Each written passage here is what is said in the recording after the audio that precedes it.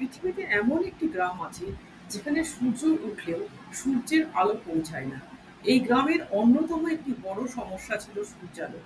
এই গ্রাম নভেম্বর থেকে ফেব্রুয়ারি মানে শীতকালের ৪ মাস অন্ধকারে ডুবে থাকে। এখানে সূর্যের আলো পৌঁছায় না। ইটালি ও সুইজারল্যান্ডের সীমান্তের উপত্যকায় অবস্থিত ছোট্ট এই গ্রামটির নাম ভিগানেলা। গ্রামবাসীরা এই সমস্যা থেকে মুক্তি পেতে সূর্যকেই পৃথিবীতে নামিয়ে এনেছেন। আসলে একটা বিকল্প পন্থা খুঁজে বার করেন তদনীন্তন স্থানীয় মেয়র পিয়ের ফ্র্যাঙ্কো মিলানি। তাঁর সেই প্রস্তাবটি ছিল শহর চত্বরে সূর্যের আলো প্রতিফলিত করতে একটি দৈত্যাকার আয়না স্থাপন করা হোক। ২০০৬ সালে সেই আয়না স্থাপন করা হয়।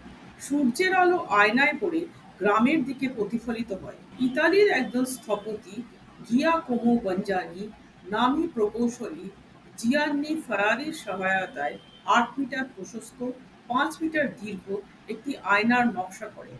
এই আয়নাটি একটি কম্পিউটার দ্বারা পরিচালিত করা হয়, যা সারাদিন সূর্যের গতিপথ অনুসরণ করে এবং আয়নাটি সেইভাবে ঘুরতে থাকে। এইভাবে এই আয়না গ্রামের একটি অংশকে ৬ ঘন্টা আলোকিত রাখে। এই উদ্যোগ শুধু ব্যবহারিক সুবিধাই নিয়ে আসেনি, বরং আন্তর্জাতিক দৃষ্টিও আকর্ষণ করেছে।